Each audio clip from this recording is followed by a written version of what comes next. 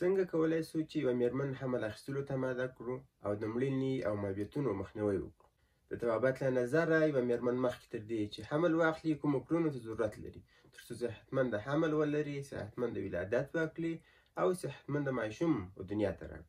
او د خپل حمل په جریان کې او د حمل څخه وروسته د مور صحت نورماله واوسیږي. یوازې مېرمن نه بلکې یو خاوند د طبابت له نظره مخکې تر دې چې د خپلې مېرمنې سره د حمل اخیستلو لپاره تصمیم ونیسي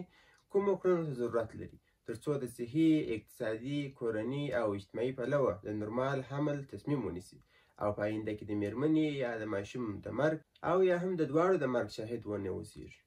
یوه مور حد اقل دې مهمو سپارښتنو ته باید پوره پاملرنه وکړي او مخکې تر حمل او د حمل په جریان کې باید په پوره اندازه عملي کړي. لومړی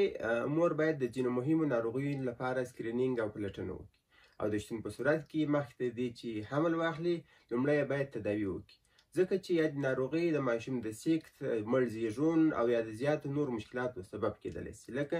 حیواني مریکه، ملاریا، شکره او د وینې لوړ فشار. دې ناروغیو لپاره باید لومړی سکرینینګ وکړي او تداوي یې وکړي، د شتون په صورت کې بیا حمل واخلي. دوهم، مور باید STDs یعنی جنسي انتقالي ناروغۍ ونه لري، ځکه چې زیات احتمال شته چې د مور څخه دغه ناروغۍ ماشوم ته انتقال شي، لکه ګونوریا، کلامیډیا،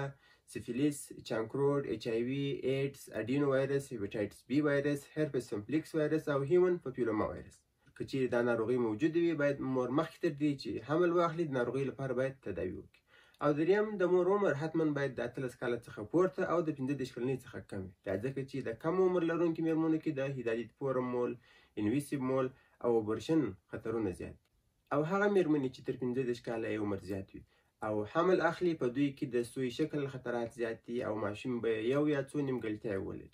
چې مختلف فکتورونه په دې کې رول لري. څلورم، مور باید نه سوی تغذیه وي او نه چاقه وي. مخکې تر دې چې مېرمن حمل واخلي باید خپل وزن نورمال کړي او د BMI د نورمال اندازې سره برابر کړي. خپل BMI یا باډي ماس انډیکس څنګه ځان ته معلوم کړو او څنګه یې منظم کړو؟ د دې فارمول څخه په استفاده تاسې هم خپل BMI ځان ته معلومولی شئ او هم یې منظم کولی شئ. فارمول په داسې شکل د خپل جګوالي څخه 10 سانتي منفي کړئ، باقي عدد به ستاسې وزن واوسیږي. مثلا که چیرې ستاسې جګوالی 180 سانتي وي،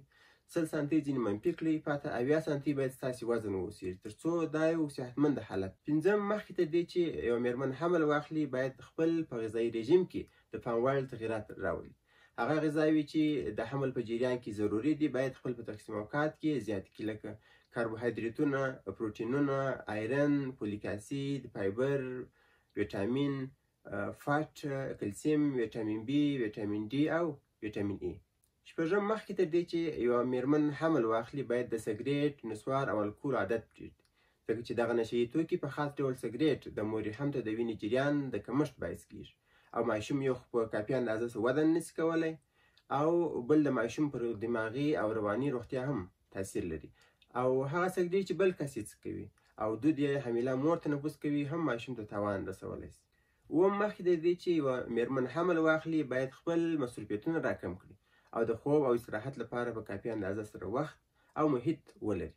اتم، مخکې تر دې چې یوه مېرمن حمل واخلي د عصبي، داخله او نسایي ولادي ډاکټرانو لخوا د روحي، رواني او صحي پلوه باید ارزیابي کړلی شي تر څو دا ډاډ او باور ترلاسه شي چې مېرمن د حمل اخیستلو وړتیا لري که نه، مېرمن د حمل د زغملو وړتیا لري که نه، مېرمن د محفوظ ولادت ورکولو وړتیا لري که نه، او مېرمن د روحي او رواني پلوه حمل ته آمادګي لري که نه.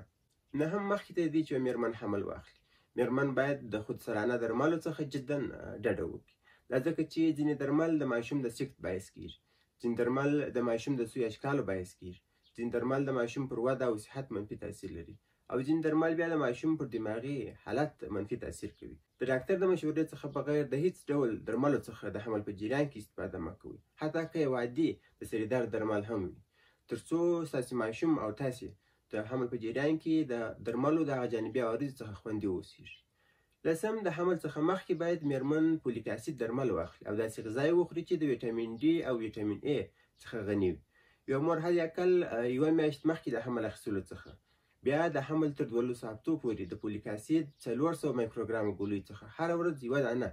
واخلي. د فولیک اسید ګټه دا ده چې د ماشوم د دماغ او شبکې نخاع د غټ مشکلات څخه مخنیوی کوي. د مثال په ډول اننسیفای چې په دې وخت کې د ماشوم د سر کوپړۍ او د دماغ زیاته برخه شتون نه لري او د ولادت څخه وروسته د څو ساعتو په جریان کې ماشوم خپل ژوند د لاسه ورکوي چې د دې مشکل